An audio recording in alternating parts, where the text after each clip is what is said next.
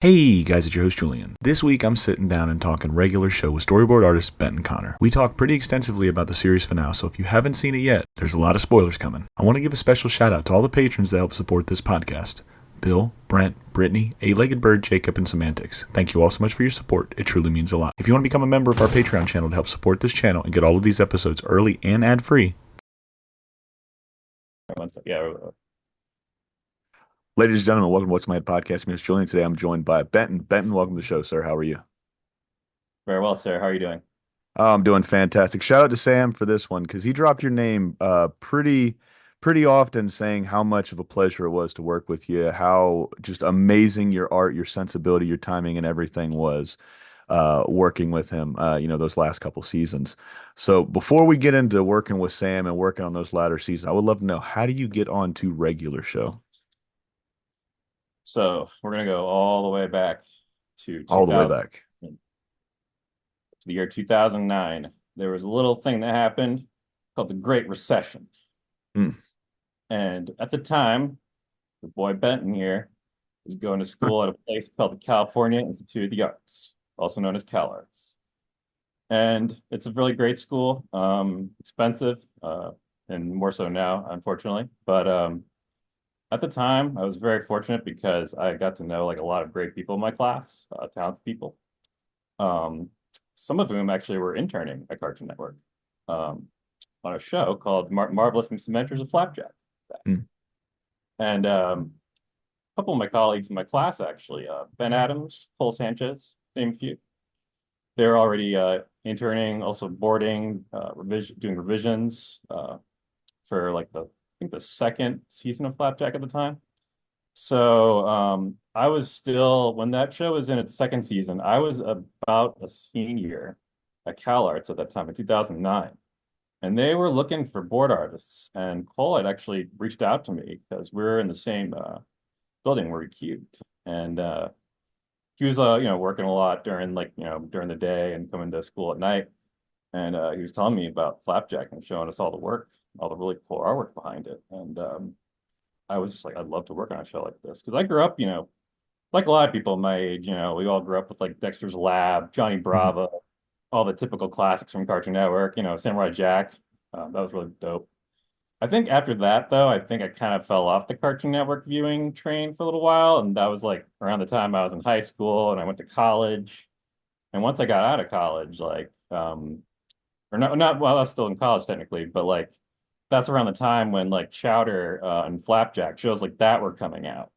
And like visually, those were like very appealing shows to me. Like they had very like kind of like quirky, like more like the gross yet charming kind of style of Hmm. cartoons we all kind of like knew, like from very early on from the 90s, kind of, which I thought like, was like had like potential to like come back and like it's sort of form like this renaissance of some kind. So like I saw a lot of potential in shows like Flapjack. So I was really eager to like want to work on a show like that. So thankfully I got a test and did the test and Van Orman, the creator, really liked it. So I got started in 2009, early 2009. I just started doing boards actually. Some people will start small, they'll work their way up, they'll be an intern, they'll kind of like work through that in production, and then eventually they'll maybe be a revisionist. Ben Adams did revisions and designs, I think, and Cole was doing boards. So I came on. My board partner at the time was Mike Roth. He was my Wow. mentor. Yeah. So I owe a lot to Mike actually. Like Mike was the one who really mentored me. And ironically enough, originally he grew up in a town like literally like a few counties away from where I lived in high school. Because I grew up in New Hampshire. Originally, Hmm. I'm a New England guy, but I moved around a bit. So I moved to New Jersey in high school, and I was like right on the cusp of Pennsylvania. And I went to like a high school that was like actually really big on wrestling, ironically, and I never wrestled. I just never got into it. And then ironically enough, my first writing partner was a guy from Pennsylvania who did wrestling. It shows a lot because Mike did the polar bear wrestling stuff in the Christmas special. Hmm. So yeah, I was really fortunate. I got to work with Mike. he showed me the ropes, and that's how I got to know, him and working with him, and also like it's getting to know like his style and sensibility. Also, JG was still working on Flapjack at the time, but that was right around the time he had just finished his pilot for a regular show. And he was doing a couple episodes in development. He was still in development, so it hadn't been greenlit yet at the time. But I was still working on Flapjack, and Mike was kind of like bouncing between that and helping JG out. And it was like sometimes I'd catch them working on like regular show. I'd be like, "What are you doing? What are you doing?" And be like covering it up. But it was like really cool. Like just like it was a really awesome time because Flapjack, I was really happy to be on that show, but like Mhm. just for like the timing of everything, like in terms of like how shows like Adventure Time and regular show, like literally like a year later, because like production was just like I think production was already going on with Adventure Time when I had started for season one, and yeah, because I had finished up on Flapjack. I did some boards actually for Adventure Time before I committed to regular show actually, just briefly in 2010. And that was around the time when I started on regular show. That was when I had actually just started on Dawn. So Yeah. That was the first episode you broke into? um, Don was the first episode you broke into? for a regular show, yeah. Dude, what an episode to break into. Two things I wanted to circle back to before we hit on Don. Um, so obviously you're going to Cal Arts at this time. You're working on Flapjack, like you said, and you'd said something just a second ago. Like interns, they would work their way up, make the revisionists and storyboard and all that other stuff. When you're an intern, do they bounce you around, to other departments, maybe storyboarding, maybe paint, maybe backgrounds, just to see what you like, or do you have a little bit more of a say? Like, no, I kind of want to do character design, or I want to do storyboard. I mean, it depends on the show you're on. Like, I think when you're there, you're typically there to like kind of just learn how the show runs, like just literally from the ground up, like just how the production process works, like Hmm. how before you focus on anything. And I think like based on the work that you're drawn to and maybe just the work that you do on the side, whether it's, usually interns don't do production work for like for instance, they don't do like design work for the show because their interns are usually just doing like kind of like production, like managerial type work, like copying and Hmm. stuff. It isn't until they get like for that's how it was at Cartoon Network at least. It's different for a lot of other places. Like, I mean, feature studios typically will like let their interns like do production work, but that's like kind of like, seldom cases here and there. But like um, I think there are definitely, people who will definitely see someone's art and will definitely gravitate towards it. And, I think if they see potential, they'll, have them take a test or like, show them the ropes. But yeah, it depends on the show you're on. And I think it just depends on like the type of people who are involved. That makes Yeah. sense. Oh, absolutely. Now, with first person you get teamed up with, Mike Roth, man, what a what an educational experience getting to work with somebody like Mike, man. So, working with him for so long, what were some of the things like you took from him? What was it, not so much his style, but like what did he show you that you still use in your career today? Oh man, I mean, it's funny because when I went to Cal Arts, I actually really found a love of storyboarding, like when I was Mhm. working there, like when I was going to school there and everything. And once I started actually like storyboarding on the job with him and like having deadlines and like, taking notes and like going through pitches and everything, like it was such a crash course. It was definitely like more like a wake up call than anything. Because like when you're in school, like I mean, I had pretty good, classes and structure when I went to Cal Arts. I was very, I'm pretty thankful for what I got out of it. But like, um, it's a little different it's a lot different when you're working on the job, obviously. And I Mhm. realized, whoa, like, just from, like watching him draw and like, seeing how he laid certain things out, how he staged things, and like just, drawing from memory and how to shorthand stuff more than anything. Like, I think he really like it was almost like a coach teaching like an athlete, kind of like, okay, here's your aerobics and just, don't forget the basics, like don't forget your calisthenics, like you're like like for shows like regular show, and Flapjack was a good learning curve for me because like it was pretty basic as far as like staging, but sometimes it would get complicated, and he was really good about like showing me little tricks about like cutting and like when to cut, like just um, terminology essentially, film language, rule of three essentially for certain things, and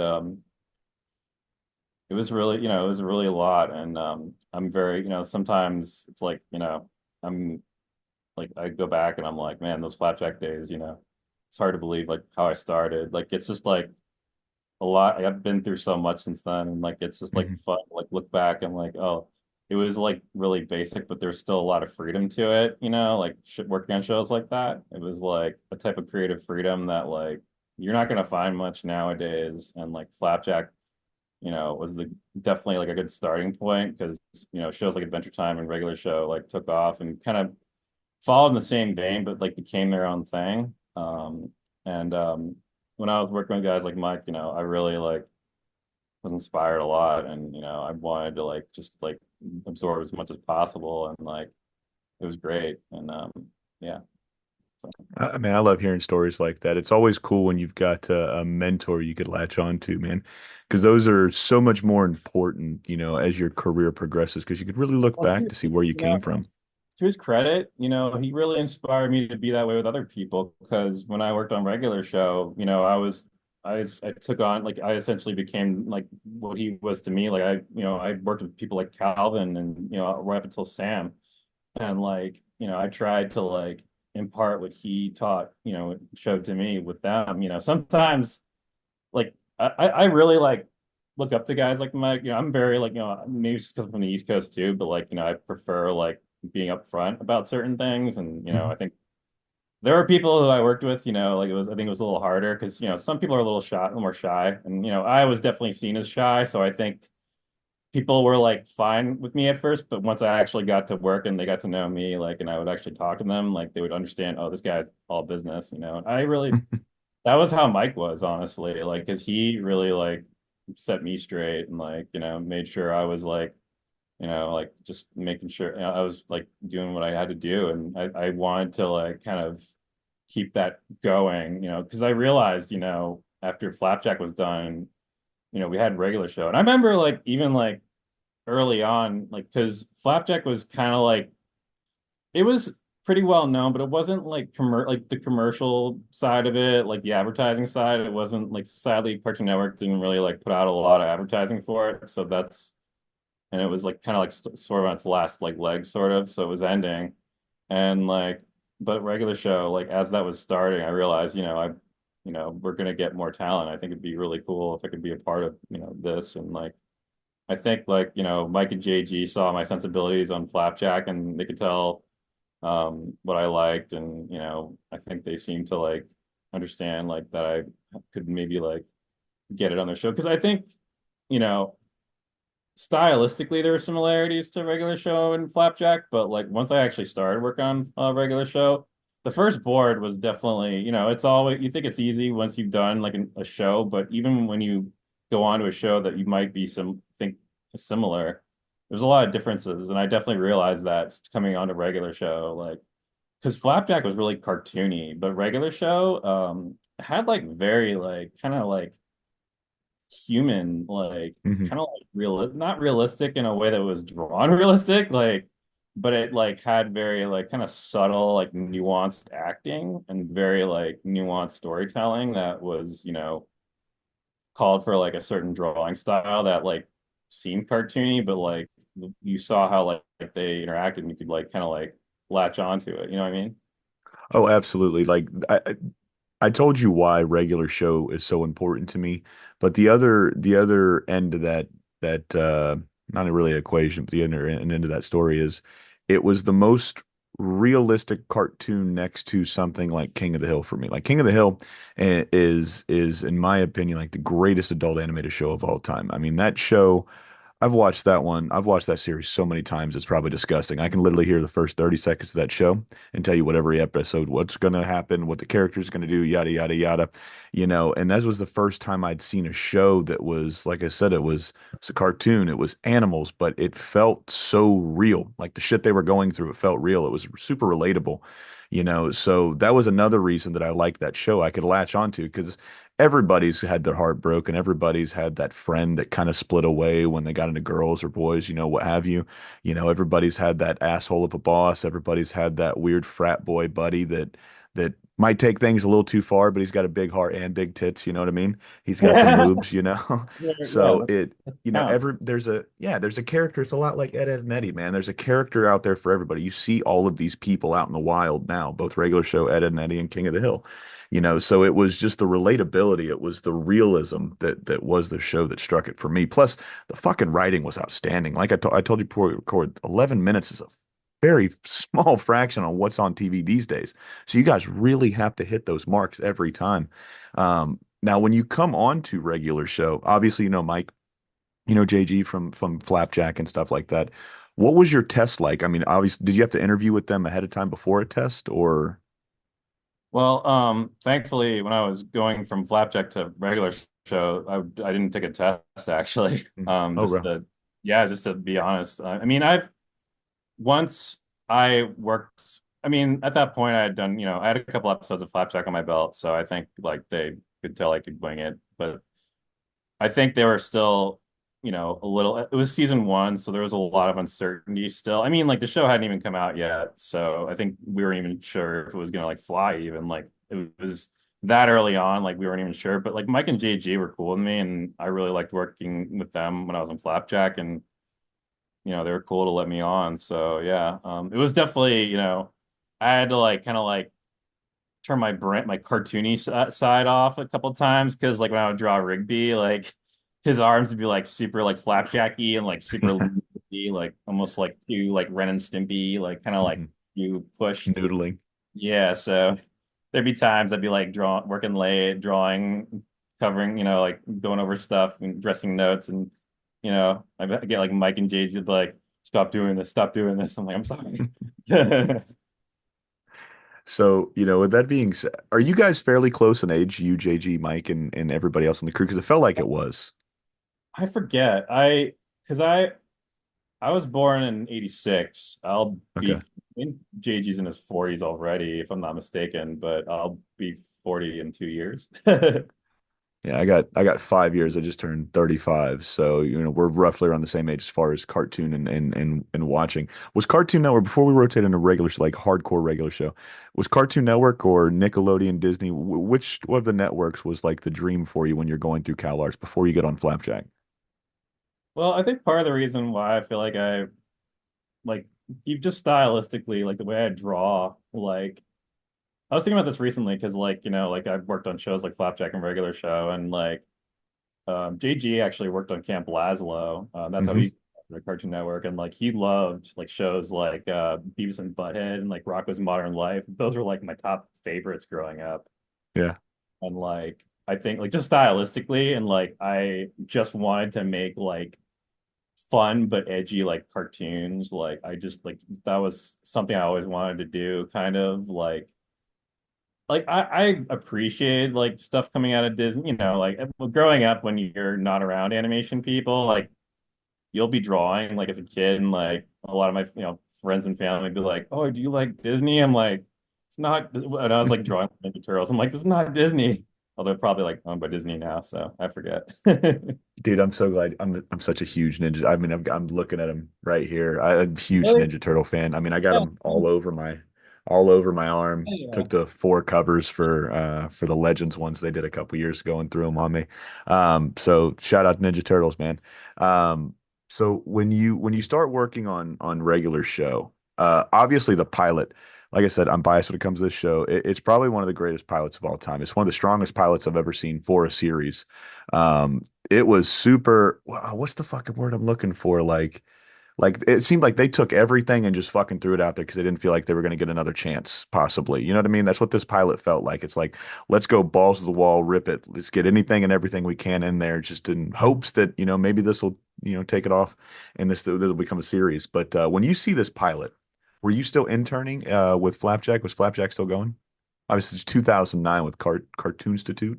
So, Yeah, actually, it's funny you say that because they were still doing that program when I had started, mhm. actually.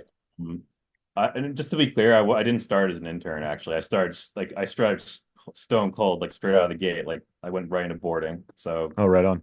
also very rare. I will say that's kind of rare. Like I was, so I'm very fortunate in that regard. But just to clear that up. But yeah, Oh, no worries. I started on Flapjack in 2009. That spring, JG I think had just finished on his pilot because we were like kind of like checking. We were like scoping out all the other pilots because there was like a lot of really funny. I remember there were a lot of really funny pilots that year actually. Mhm.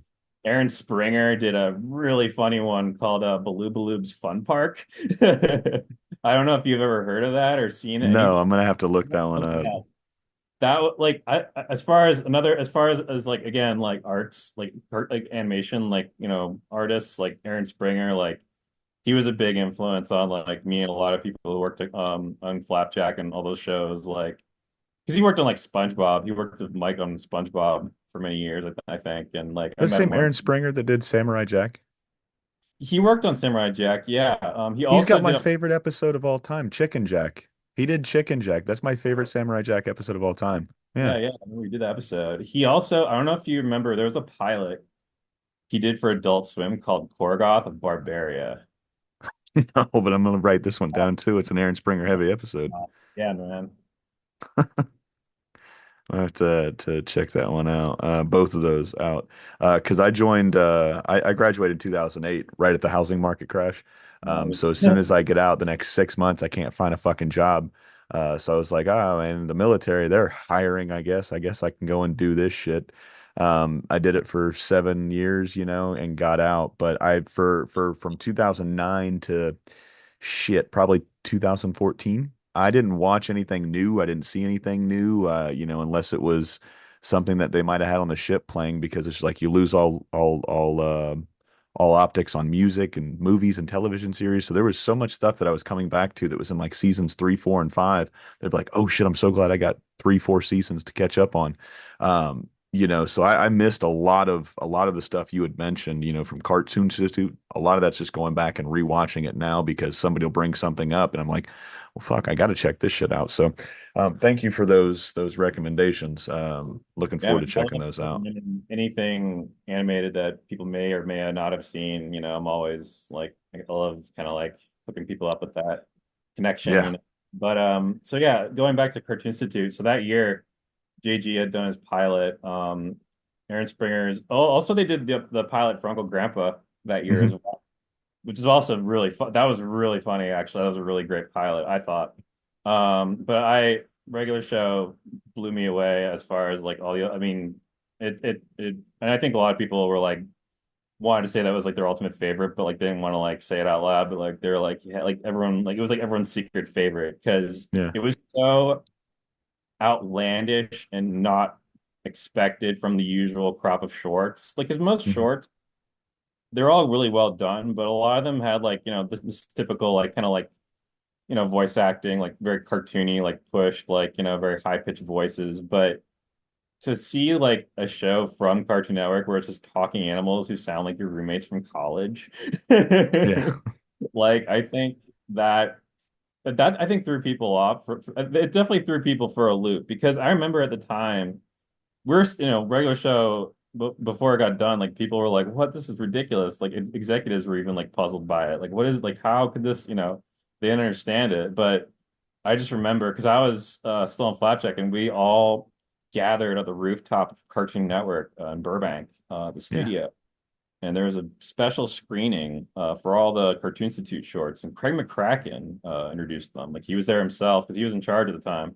So he gave a little speech. He introduced them all, and they screened all the shorts. And I remember that was when I was fanning out to JG the most, like because I was like already working with him, and I was like, I actually little backstory. JG was also a senior when I was a freshman at Cal Arts, and I Mhm. remembered him. He remembered me very briefly, but like I got to know him a lot better when I worked at Cartoon Network. And like when I saw his pilot, I was like, dude, you got it. Like, there has to be a series. I gotta get a copy of it. He was like, maybe. Well, I'll let you know.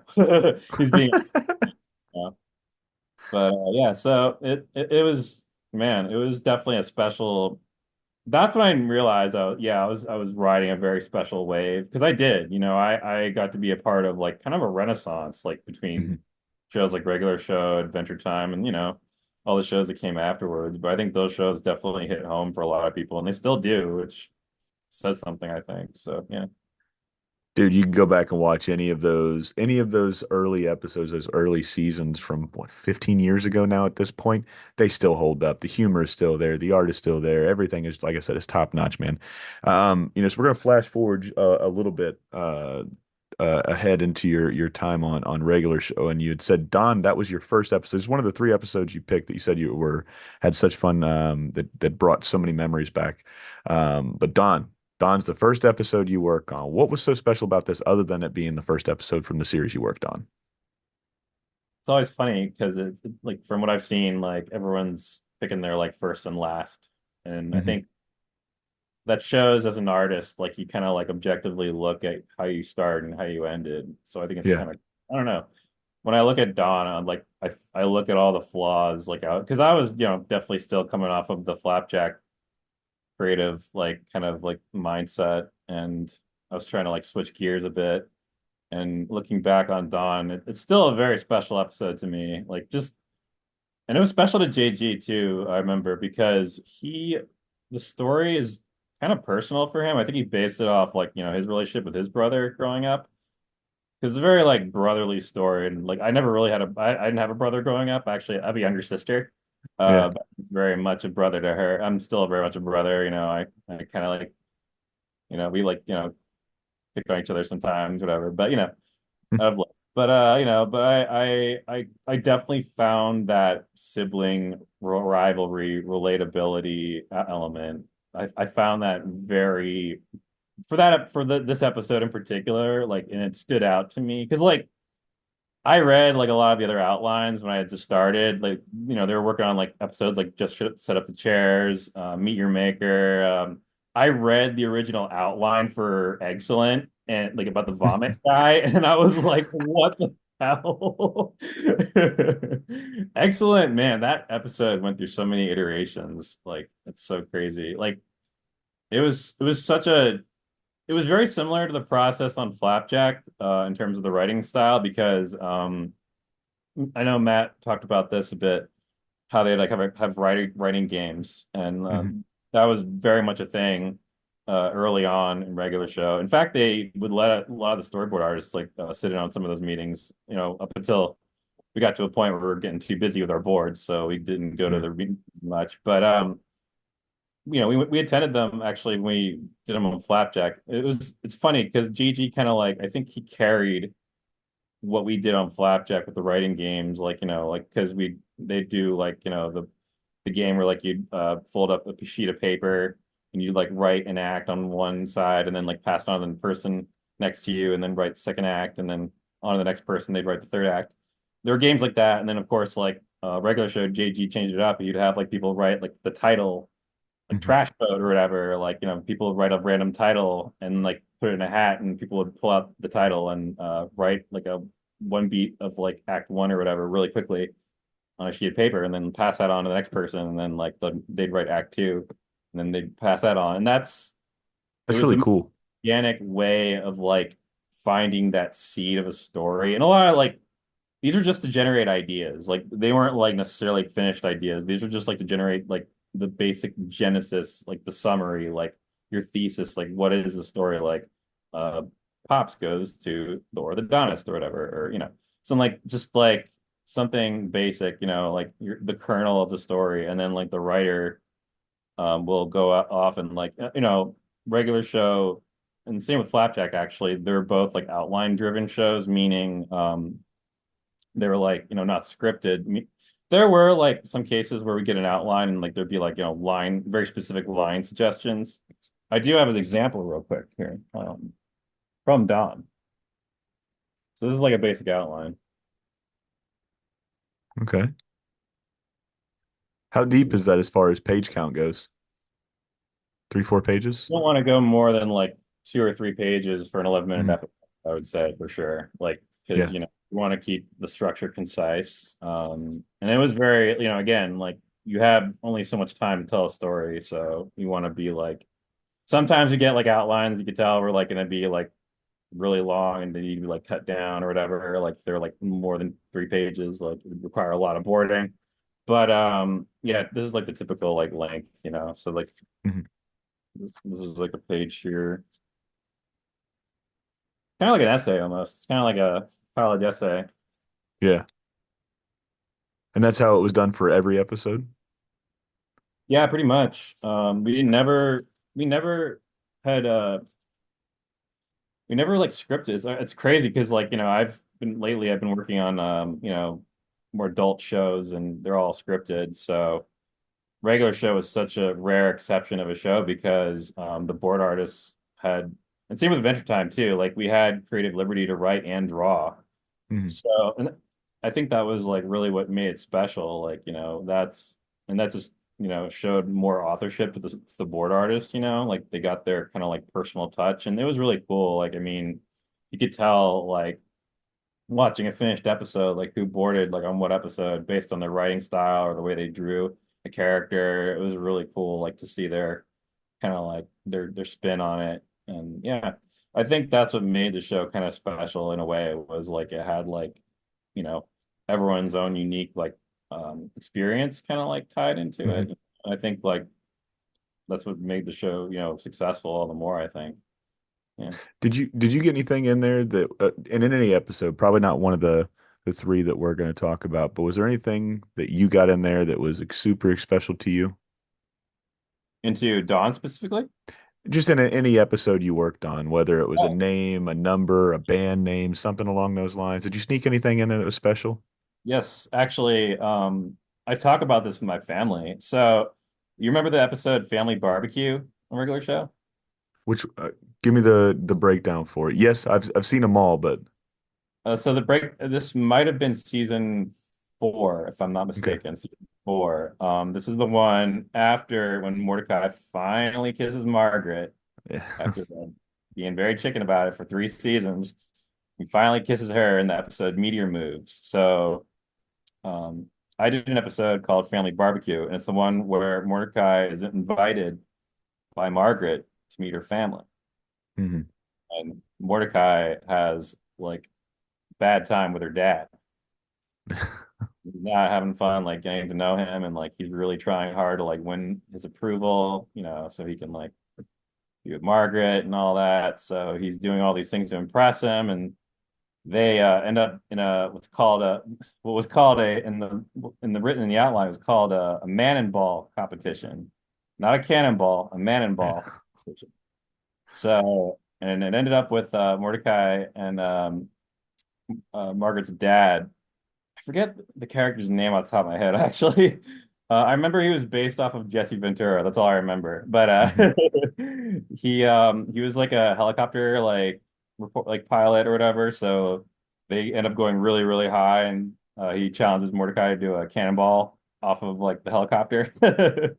So yeah, it was a pretty crazy episode. But that episode was special because I threw in like at least like 7 of my relatives' names in. Yeah. When mom, like she's introduced, there's a scene where Margaret's mom, she's like introducing all her family. They're all like gathered around the pool and the barbecue in the back of their house or whatever. And there's like a big like gathering of her family.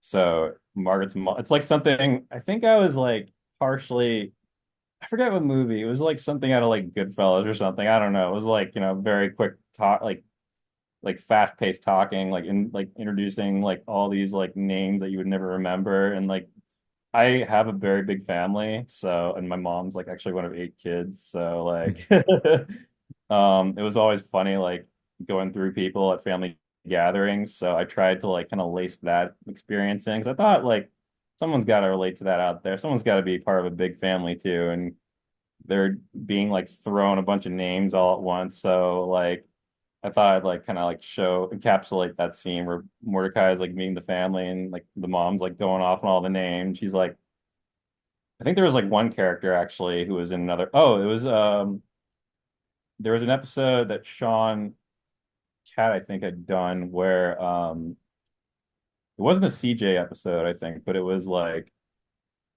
oh no, I think CJ was involved because there was a character that like Mordecai thought Margaret was dating, but it ended up being her cousin. Hmm. And the cousin has was like on his knees and like he thought like the cousin like he Was didn't know it was a cousin. proposing. He thought it was like some guy Yeah. proposing to Margaret. But he just saw it, the guy through the window and he heard her go, yes. Oh, it was the episode, yes, dude, yes. So she was like, yes, dude, yes. But it turns out like it wasn't like some like new boyfriend. It was like a cousin. Sorry, there's like Mad Max outside my house. Oh, no worries, dude. I live in Florida. It's Mad Max everywhere right now.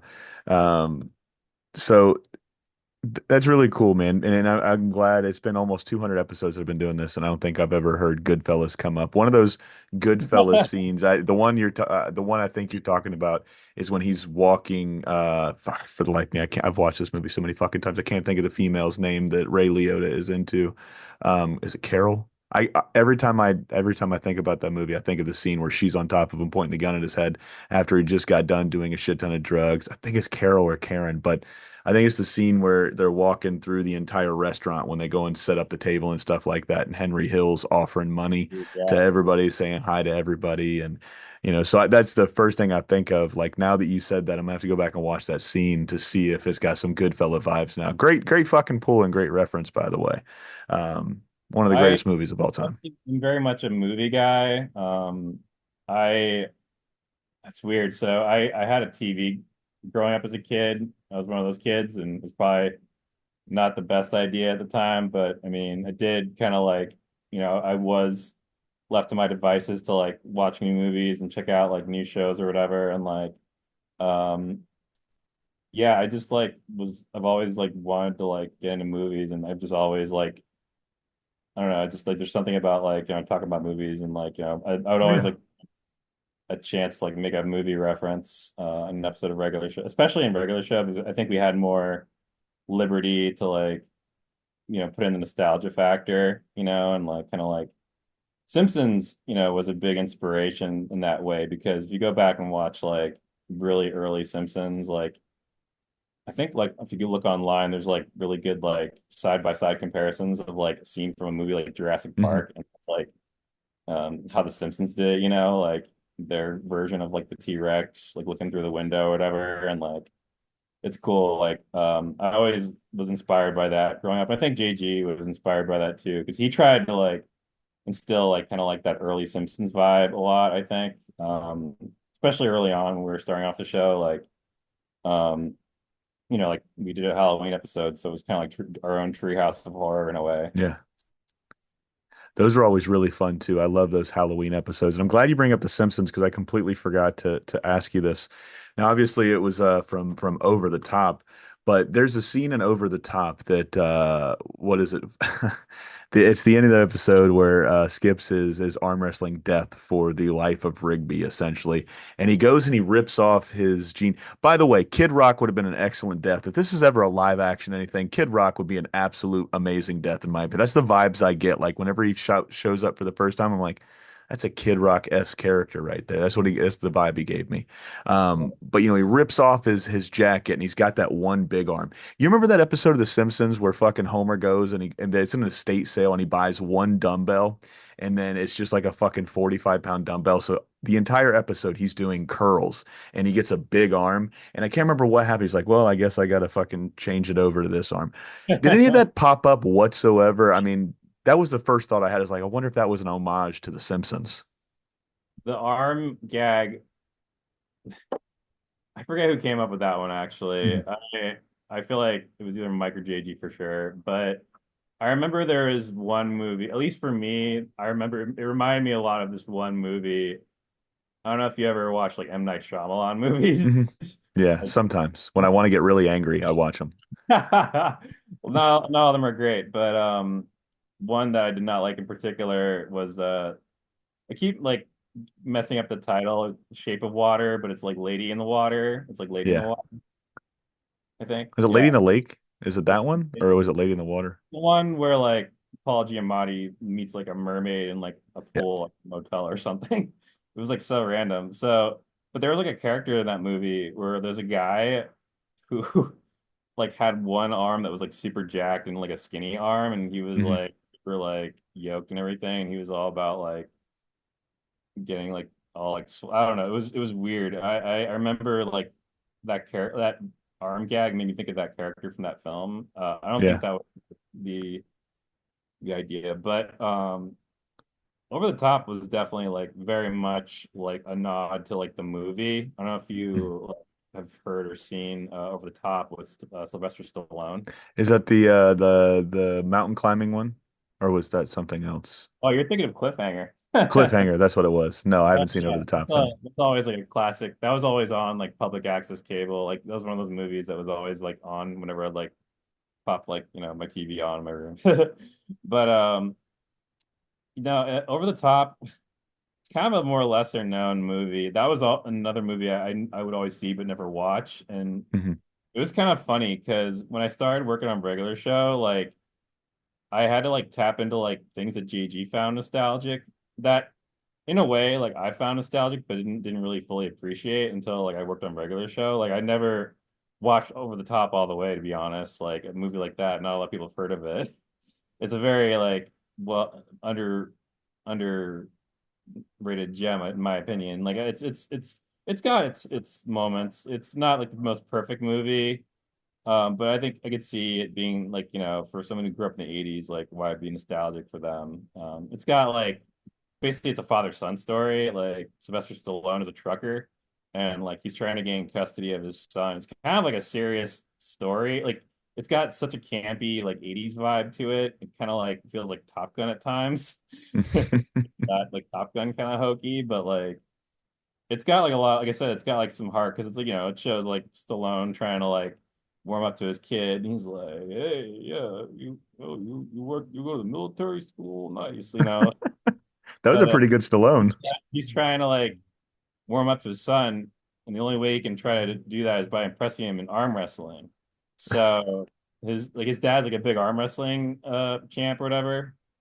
So he goes around like and he I forget how it ends up, but like he ends up in like a big competition at the end, and he's like going up against like these rough, like big strong guy types and everything, and like there's like the signature like Stallone. He's got like his backwards cap and he like turns it before he like starts his arm wrestling and like it's very again it's very hokey, but it's funny like JG was like, I love this movie growing up, but I want you to watch it so you can appreciate it. And like, I remember working on Over the Top, and all that was an episode.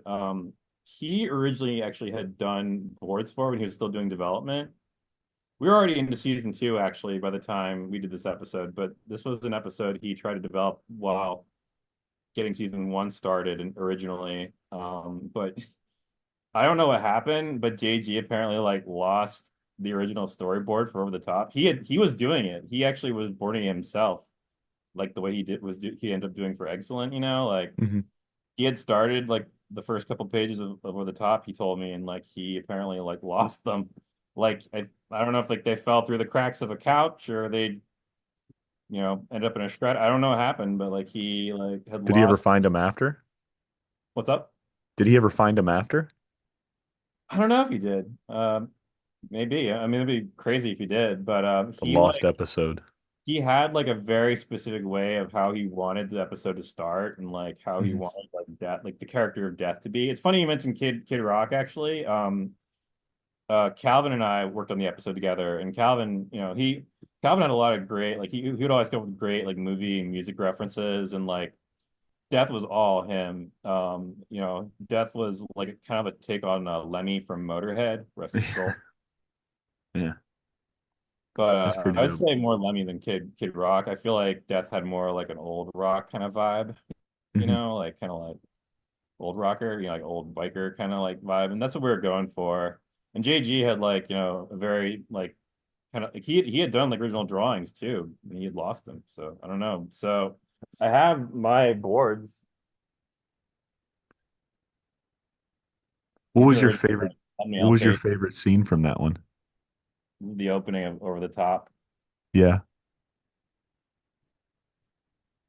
Dude, I'm still amazed that at that time you guys were still doing this, His because eyes. so many people would do them digitally on the Syntax. I think there's something, and that's what, talking to Matt and Sam, that's what was so special about that finale. Like we're talking about over the rope now, over the top, excuse me, but the finale, but seeing the post-it notes come into it, because that was such a fucking to years gone by at Cartoon Network because you could go back and Google, Cartoon Network pitch stories. You'd see the storyboards pitched up. You'd see people putting post-it notes. So it was just so personal and so cool seeing that. And then, you showing this and Sam showing his and stuff like that. But that opening you said was your favorite, a favorite of the scenes. Well, this opening here, like it's like Rigby, he's essentially lying dead. Mhm. Like Was that it's hard to get it through? starts off really dark. Like it's a really dark way to start off a cartoon, but I tried to my best to like be funny and but very subtle. It was one of those episodes I had to be very careful with, and it was definitely more. It felt more like mature than any Hmm. like at least of the episodes I'd worked on up until that point. But just in general, like as far as like animated shows, like just the theme of like how death was handled, like and how it starts off like very grim, like Rigby's already dead, and the guy like who's putting like a cloth over his face, he's like, "There's nothing we can do." It's like really, really heavy, and it's like, oh my God, this is for a kids show, for a limited kids show, and like there's just something really cool. It felt like almost like because I was watching shows like Breaking Bad at the time, Yeah. very heavy, like shows like that, and shows that had like very like interesting, like oh, what happened, like kind of like that episode of The Simpsons, like Who Shot Mr. Burns, like Oh, how Simpsons got like really like kind of dark and heavy and like kind of mysterious in a way, and like there's something about Over the Top, like it felt thematically a little more like more real to like and more and edgy to me than the more as far as episodes that I've worked on. I think and I really like it for a number of reasons because it has a good balance of things that elements that are fun to it, elements of typical regular show like 80s nostalgia, like referencing Over the Top, arm wrestling and all that, and like I think it was definitely like a good kind of like mix of like drama and comedy in that way. So yeah. oh, absolutely, man. You guys rode that line really well. Now, with keeping on this one for just a second, obviously you said it was a little bit darker than anything you'd worked up into on that point for that series. Um, and this is going back a very long time ago, so I apologize for this question. Do you remember like any kickback for it opening up so dark? I mean, obviously that's like what, season two or three? So it's still pretty early on in the series. Or excuse me, yeah, season two or three, I think, for Over the Top.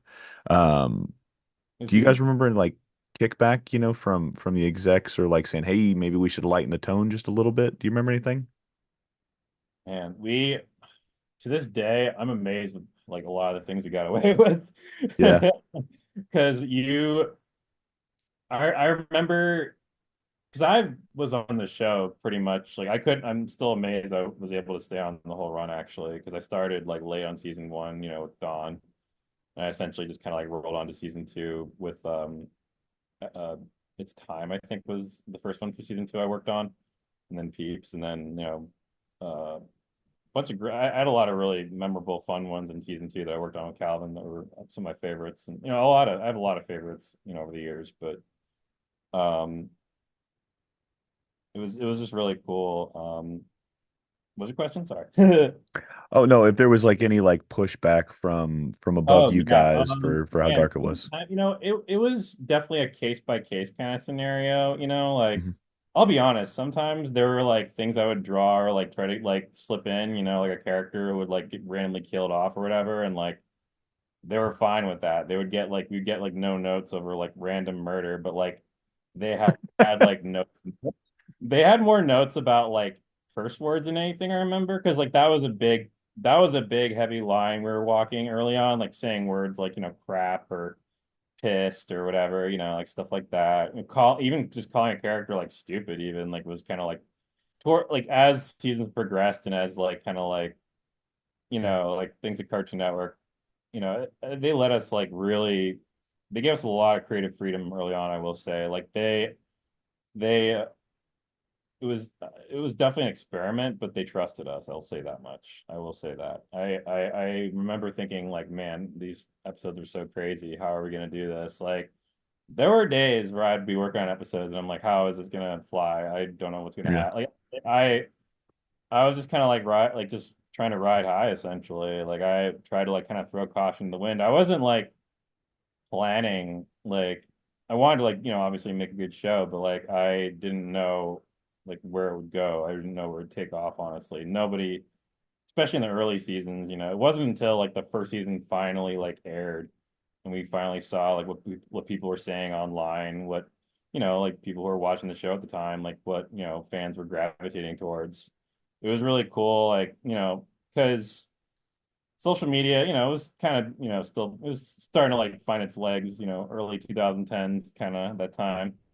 And people were starting to like say stuff online. We were like trying to like scope out and hear what people had to say and all that. But we always tried to like stay true to like what we liked, as far as like the board artists and the writers, just the creative team in general. Like we always stayed true to like what we thought would work, like particularly for the show, like what we thought we liked, if we enjoyed it and we found ourselves laughing in the room, like we put that on our board and hopefully it would translate well. And I think, you can like creatively let yourself go. And just like, and I learned that a lot. Like I learned that from Mike off the bat, like just, leaving the ego at the door and like, taking chances. And like, I really learned a lot in regular show, having worked with all the different people I worked on, like every writing partner I had per season, or however long I worked with them, like, it was really like learning curve for each person, and I learned a lot from everybody else as much as, they say they learned from me. So, I'm thankful for that regard. I really, like I said, I wanted to like kind of keep that reciprocal like nature of kind of like mentoring, because Mike gave that to me and JG gave that to me. So I wanted to like keep that going. But yeah. It's something super special and super fun to have, wanting to teach and wanting to give all that knowledge that you've gained from somebody else to advance your career to somebody else that you see, whether it's like, oh, they've got such raw, untapped talent. I mean, I think we can all, agree that it's something special when you can take something, harness it, perfect it, then pass it down and watch the next generation take the ball further than you guys took it.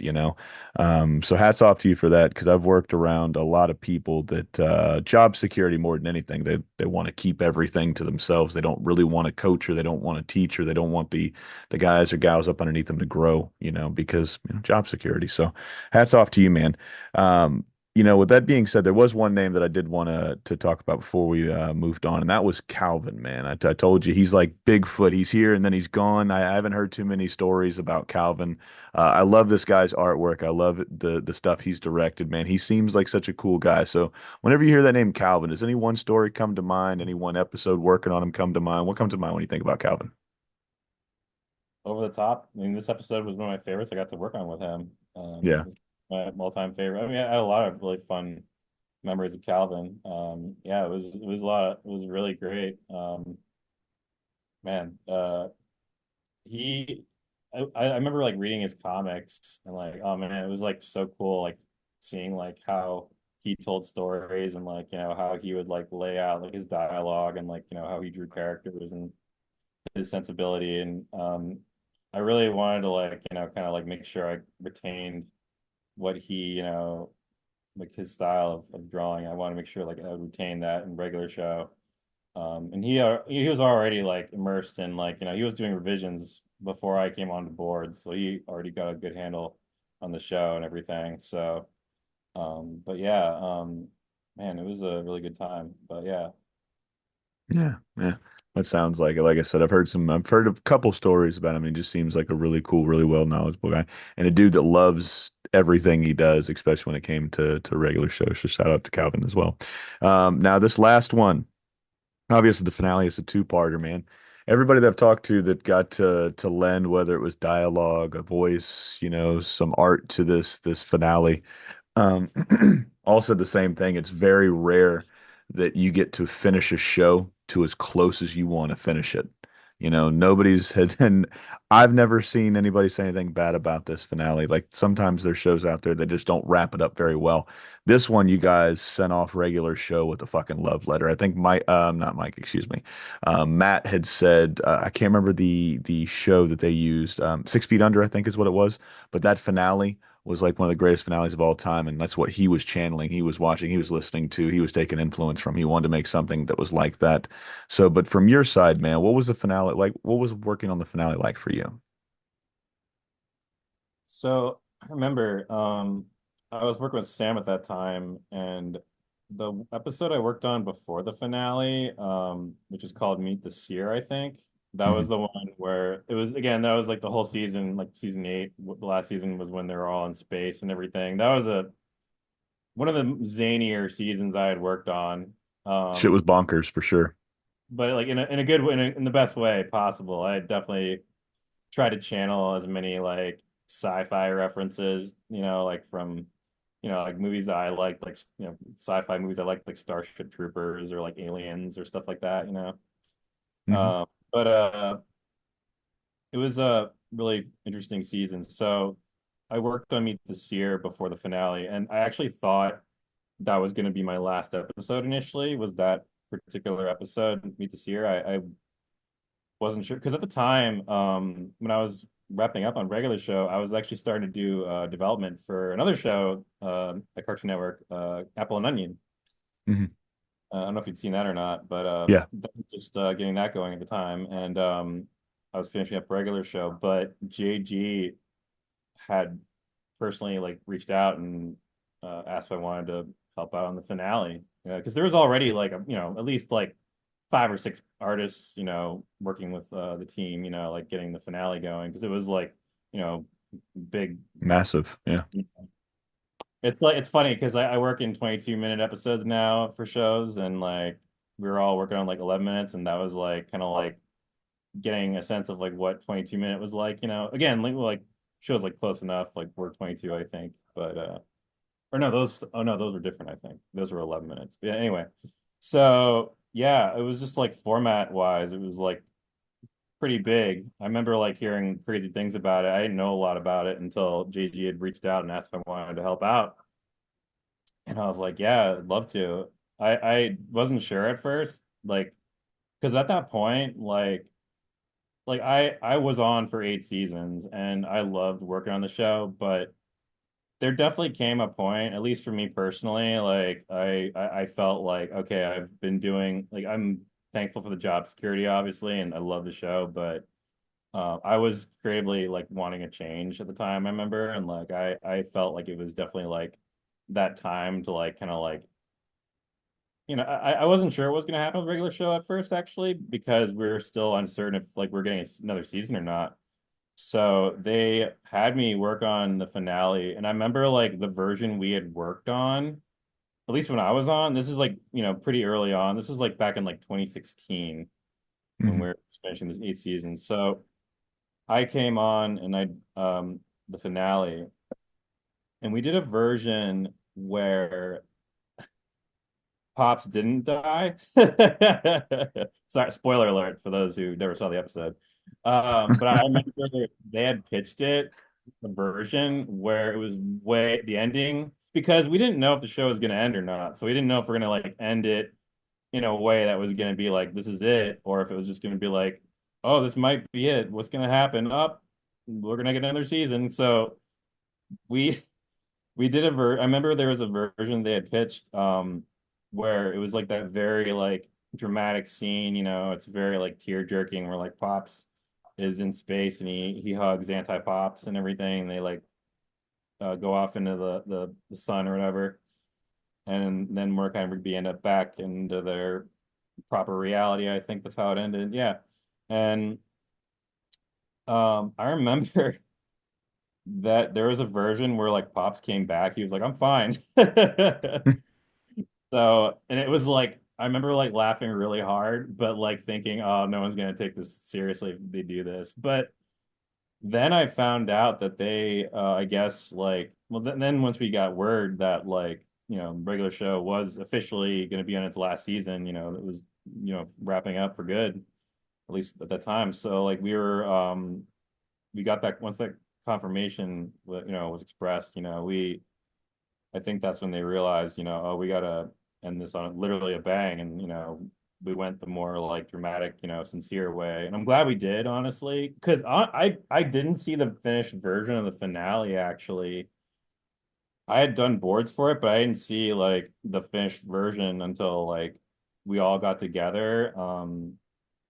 They invited the team over to the Burbank AMC theater near Cartoon Network, and they screened the finale there in a theater, Mhm. and it was really awesome. And they had a Q&A afterwards. It was like it's truly legit, really good way to like kind of cap off our series. And we're all in the theater, and I remember like the final finale coming on. It felt like a movie. I was like, whoa, like seeing it all together from start to finish. Because like at the time when I was working on it, I was actually bouncing around a lot because I was doing development with Apple and Onion on that whole other project while finishing up on regular show. So it was a lot of double duty for me. I was very busy, and I wasn't as invested in like I saw some of the pitches like other people are doing, for regular show for the finale. Like the first part, I saw like what Maddie Purple and Alex Klein had done for the first part. And that was great. And then I got to work with Owen Dennis on like the middle part, which is like the more action heavy stuff. And then like I think Minty, Ryan, Drace, Sam, and Sam, if I'm not mistaken. I'm forgetting names probably, but I think they're also like the ones who worked on the third part. So I got to work on a lot of the stuff in the middle, like the more action heavy stuff. So I worked on like it, like when I was working on it, I didn't know like how it was going to be played out overall. I did see the pitches for the third part, where it was really cool. Like the scenes were like it's all meta, where it's like breaking the fourth wall, and like Mhm. Mordecai, you're like flying from post-it to post-it, and they're all like turning into sketches, and they're like pencil sketches, and they're like, what's going on? Like it's really it was I love, and also I'll be honest, the part that really gets me is like the naive man from Lollyland, because when I was at Cal Arts, that film like was such a big creative influence. Like JG's like early films from school like were what got why me like made me want to work with him essentially. Yeah. So like I remember like seeing Naive Man like come on, I was like, whoa, like seeing it go all back to that show, like that short, like because that is like the genesis of regular show, Naive Man from Lollyland. Like without it was I think really proper to like end it the way they did with Pops going out, because Pops was the reason, because people who didn't know regular show or JG, they saw like Naive Man from Logland and they love that character, and I think that character really like attracted the executives of Cartoon Network when JG was pitching regular show. And I think like seeing that character from that short from Cal Arts like is really special in that way, because like that's how it got started. And like before, I mean, Mordecai was in 2 in the AM PM, and that was always like kind of fun. And I think it was just really fun to like just like get a call to school in that way. So it was really special. It was really special to be a part of the finale for me, to see it all play out and to see it all finished in the big screen in the theater. And like I didn't know how my stuff would turn out, honestly, because I was really rushed when I was working on it. And but I wanted it to be a certain way, because I wanted to go out like, in a way that I felt proud of, Mhm. and I didn't get a chance to do actually one of those baby ducks transformations until the very end. So that was like something I was glad to go out on, was to like get all the characters from all the episodes. Like some of my favorite episodes actually, like Party Horse, like memorable characters, like to all like it like Death, all getting together for like one final like battle. It was dope. Oh, I can imagine. I'm gonna change the lights here for just a second. I don't know if you could see it. It's Oh, right nice. up. I just realized, wow. So right about there where my finger's at is where Mordecai, Baby Ducks, and Rigby are sitting on there and playing the old video game systems.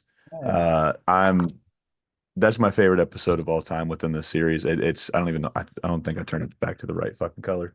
It's a little dark. Yeah, we'll go that way. Mood lighting, if you will, ladies and gentlemen. Um, that episode was the first episode I ever saw of regular show when we're flipping through the channels. And I've always wanted a pet duck. You know what I mean? They're such cool little animals. And it just that the sense of humor, the sensibility, the fact that the little baby ducks form like Voltron to take down the evil doer, I just thought it was the coolest fucking thing in the world. And to see that get paid off during the finale, they come back, they're all there. All of these characters, whether it was a 2 second character, it was a 2 episode character, man, it seemed like everybody got their play. And there's so many times where you'll see shows like this, that'll wrap up and every fan always goes like, what are they up to now? Or what are they doing in the future? Yada, yada. You guys answered all of those. And very rarely do you see that in a live action, let alone a cartoon. It just goes to show you just how artistic and how brilliant JG was at taking all of this stuff that had happened through 8 seasons, wrapping it up, putting a bow on it, and giving us a special gift, giving the fans, giving the folks that worked on the show the special gift that was the finale. Matt had brought it up when we were talking about the finale. Like, I don't know if you were in the office with all of them, but they were like watching it, and then as it was airing on TV, and they were also on social media when it was happening, so they were seeing like it hit people a specific way. When do you realize like this shit was like a lot deeper than maybe you thought it was going to be? Man. I remember like so many instances like over like a gradual like over the course of those like 6 to 7 years, honestly. I remember Mhm. thinking like every season, like I'd find like more instances that like kind of affirmed to me that like wow, this is really impacting people. Like I Yeah. remember one year at Comic-Con, because I would go to Comic-Con, from time to time, when regular show was still on and new seasons were airing, they'd have like conventions, they'd promote the show at Comic-Con, and I would some of the crew members, people worked on the show would go down and party and chill or whatever. I would go down a couple times, every summer. And one of the panels I attended for regular show, I remember I was in the audience, and it was always cool to see people like line up for the questions and Q&A or whatever. But there was one that really like was really like that stuck with me. And like one dude, he was like saying how like he would like be watching the show while like his girlfriend or like his wife was going through cancer, like Mm. stuff like that. I was like, whoa, Yeah, you gave a special light for somebody. crazy. Now with so obviously that's a fairly heavy moment, ladies and gentlemen. You never know what somebody's going through, and something like regular show, you guys gave somebody something that they needed that they didn't know they needed, and that's something special, man. Hold on to that shit as much as you can. Because so many of you guys I'll talk to, and then a lot of you guys will say, "I was just doing my job, man. I love the art, I love the writing, I love the painting, yada yada yada, whatever that whatever facet of animation they're in." But it always comes to like we don't know what's going to hit, we don't know when it's going to hit, we don't know who it's going to hit, and we don't know the impact that it's going to carry, man. So like I said, you guys gave that guy a special gift that day. I think people like the finale because of that reason, like Yeah. because you never know what'll happen in life. Hmm. Um, Not to get like all like metaphysical and deep or whatever, but like I feel like the finale really tapped into something special in that Yes. way. Like I think like it was different from every episode, and like it really like brought the whole series together in a way that was like whoa, like a giant like this transcendental like kind of like experience in a way. Like if you for those who've watched the show, like who've like gone through it, I mean it's so crazy because like a lot of people like recently, from what I've heard online, like they'll like just find the show and they'll binge it or whatever, or they'll watch the seasons and get through it, and then like it's crazy. There'll be like new people getting hooked on it, and it's Hmm. cool to see over time how it affects people. Like just that one instance was one that really stuck with me at Comic-Con, obviously how it affected people, but like seeing it over the years and then up until that point in the finale where it got really heavy and really deep, obviously, and like it really like took a lot of like emotional elements like that we never really like really experienced in other episodes or tackled. And I think like the format was so unique, especially for the finale, because it was like a three-parter, and the last part like was meant to like throw off the audience, but in a way that's Mhm. like they're so wrapped up in like what's happening, like you snap out of it and forget, oh wait, it's regular show, like it's just Yeah. like your buddies hanging out, but like there's something really powerful about that, I think. Yeah, I wasn't expecting Pops to die. Like I don't know if you are, but I'm a huge fan of comic books. And the whole rule of thumb was if you don't see a body, they're not really dead in comic books, right? And the scene that hit me the hardest, and I think it was the most important scene in this entire thing to show the finality or the finite that is life, right? Was when all of the boys are there in their Reservoir Dogs-esque black suits at Pop's statue lifting. And then that moment, like I had to pause, like I told Matt, I had to pause that and like walk away for a little bit. The first time I saw that, I watched that live on TV with the rest of the rest of the animation viewing population, the regular show finale. I didn't watch anything for a couple days, like no TV whatsoever. Like I let that shit marinate and soak because there were so many things that hit me. And now I go back and I rewatch that shit. What's this like 7 years, 8 years later, give or take, however long the finale of the series has been done. And then it hits me at a whole different level because I'm at a different point in my life. At that time, I only had one kid. Now we have three. Now I'm 35. Now I'm going through all of this shit that where I work at, that I'm seeing some of those aspects from the series play out. And it's just like, fuck, dude, is this art imitating life or is this life imitating art? Like I said, on paper, this show does not make sense. Like if you explain regular show to somebody that's never seen it, like they'll like look at you like you're crazy. Like what the fuck is your problem?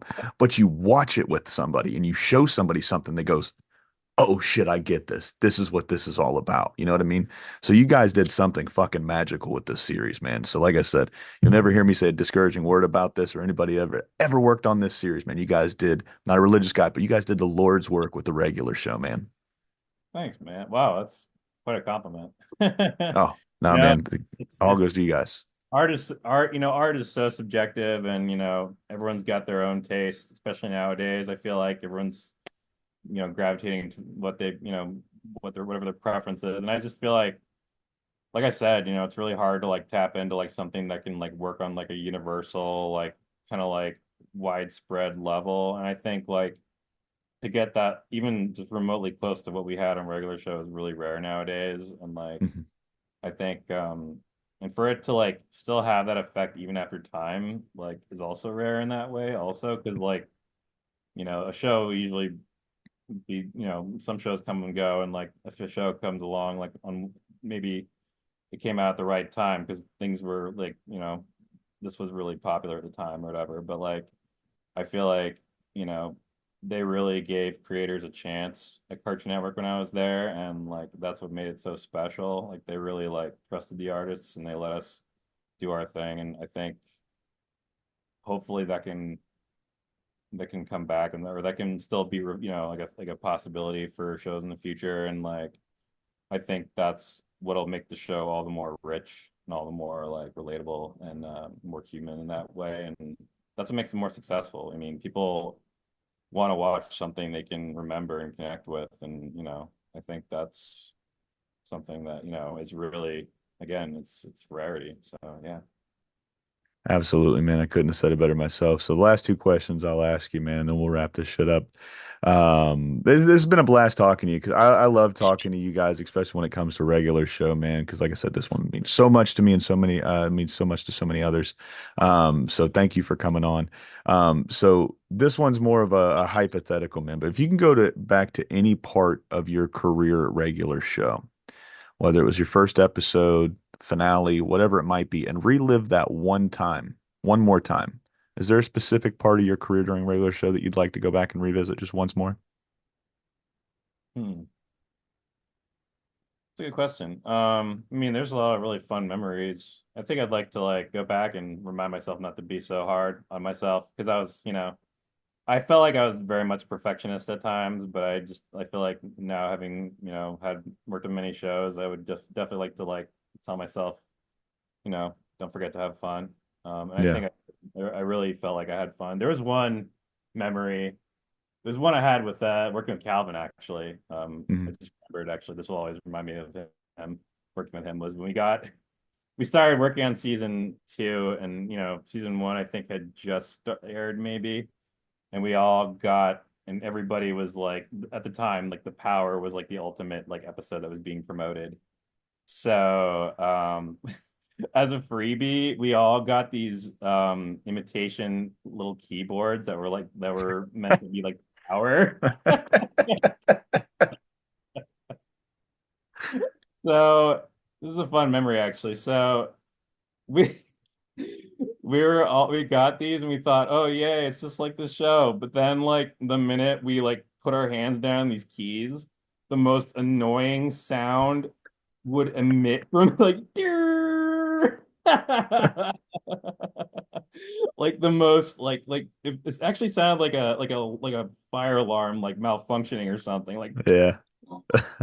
it was like the worst. No, they were like you thought, oh, cool, the power, and you like try to play it, and it was like, oh, but it's the thought that counts. It was the thought that counts. So we got like that was like our swag, so to speak. We would get like periodically every season they'd hand out free shirts or sweatshirts, and a lot of stuff gifts they give out were really cool. And that was like the most gimmicky thing they gave out because that was like season one of the show and it was just starting or whatever. And I think it was definitely like I definitely still have it locked away somewhere. I Yeah. forgot about it, but I remember like Calvin and I we had ours and we would just like be randomly like when we were like trying to come up with like we would just be sitting at our desks, coming up with ideas, sketching, doodling away, and if we were just trying to come up with ideas, we'd just be like.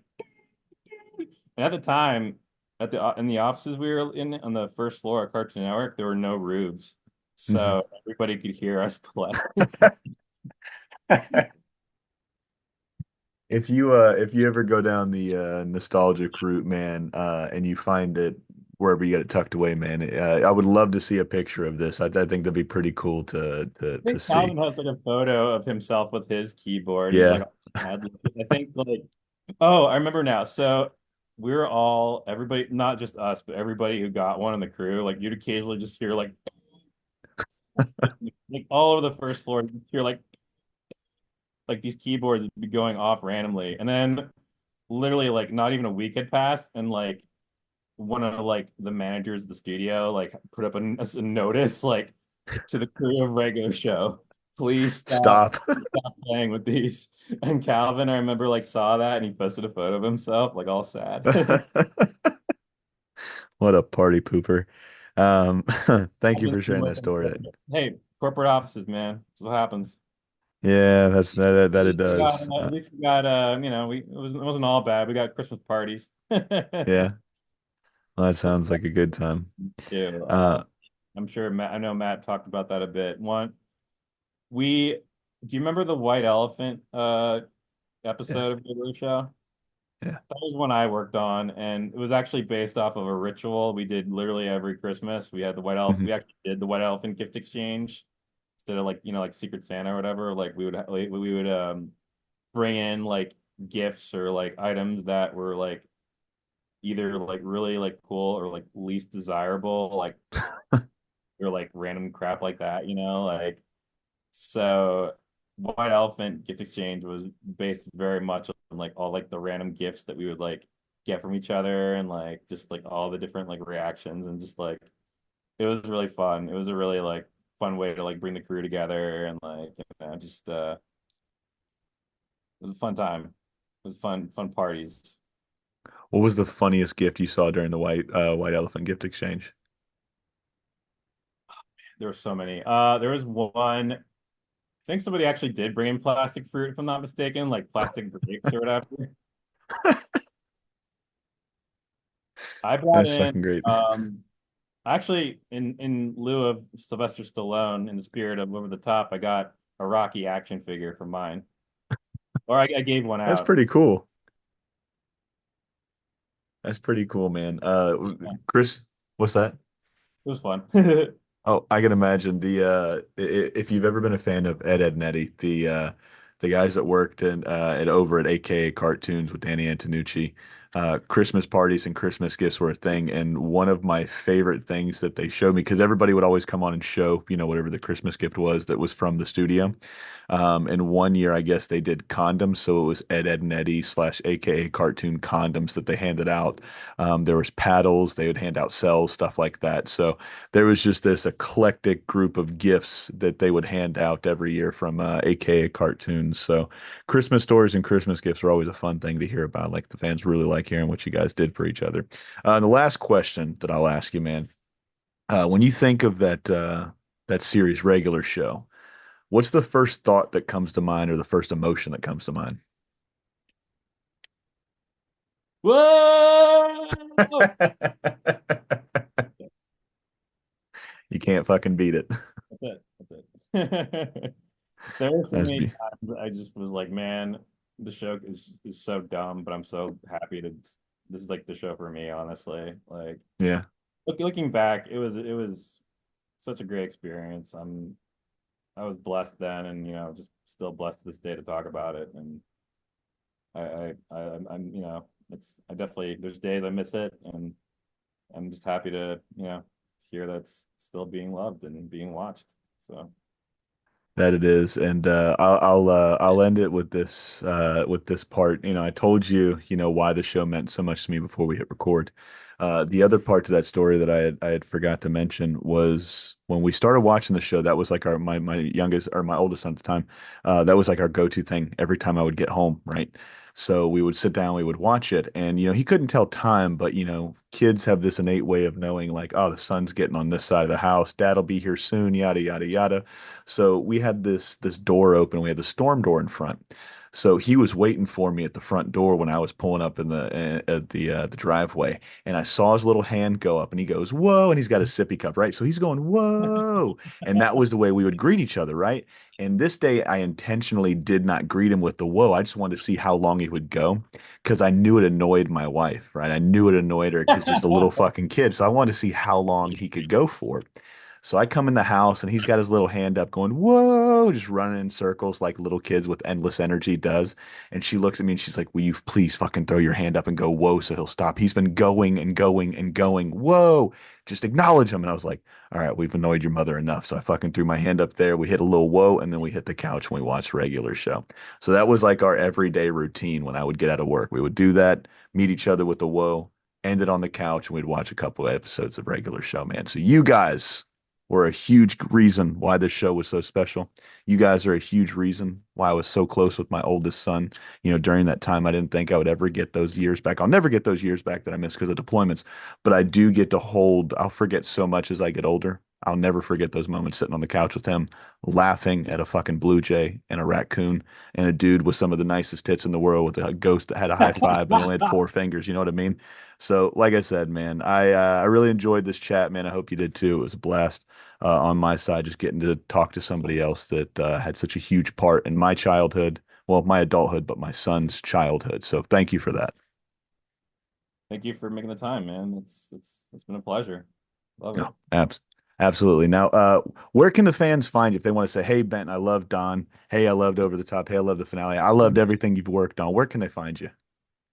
Um, I try to keep a low profile these days. I've kind of like taken I don't use social media much except for Instagram, honestly. So you can just find me on there.